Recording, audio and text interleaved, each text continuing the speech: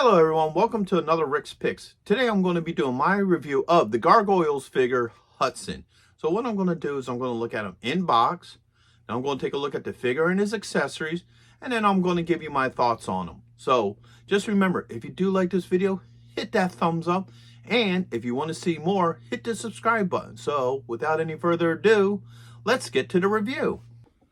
All right, so here we have him in box, and I love this artwork on the front. It really has that whole feel of the original cartoon to it.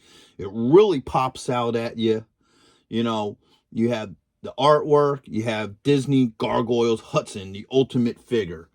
And then you open it up, you get this nice picture of the figure, alongside with the clamshell that has the actual figure in it, which is really nice. All right, spinning around this way, you have yet another picture of the figure.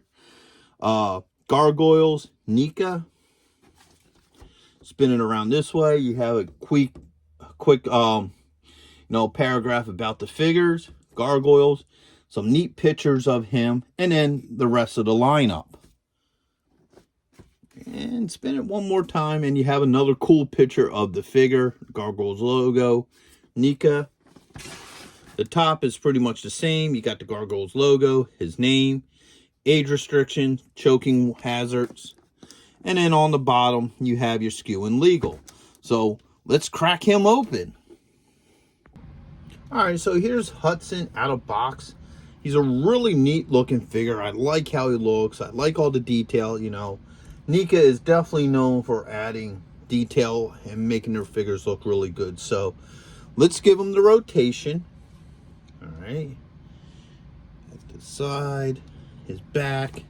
I'm using his tail as a balance to help hold him up, you know, because it bends and shapes. This side, and then this side. So he's a really cool looking figure. Let's go through the points of articulation. So the head does move, not a lot, because you got a whole lot of hair that kind of holds the head in place. So his head is limited with its movement. He does have a shoulder, a bicep, an elbow, and a wrist joint. Okay. He does have a joint at the belt line, so he does move there. He has a thigh joint, a knee joint. Okay. He has an ankle joint, and then he has a toe joint. So he does have a good amount of articulation. Now you could put him up on these toes like this. Make him stand like that so he isn't on his dual claws. So he does come with a couple of accessories. He comes with, of course, wings, which we'll pop these on right now. They hook on to these little holes right back there. So let's see how easy it is to get these wings on him with his hair in the way. All right, let's start with this wing. All right, that just clipped in nicely.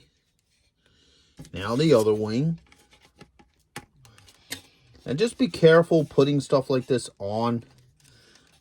It does pop into place eventually. So there it goes. All right, so now that's in place. So both wings are now on him. All right.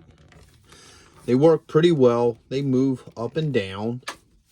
All right. He comes with an alternate head.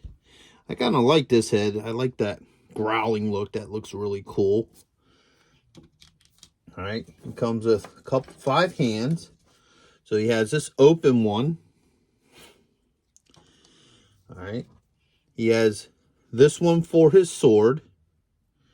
All right. He has this one as well, which is another gripping hand.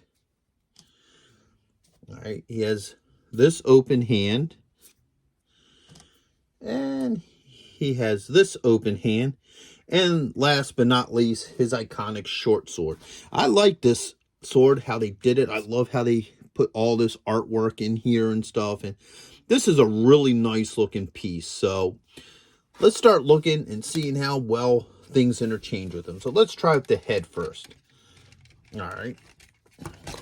All right, that came off pretty easy. Let's try getting this one on. All right.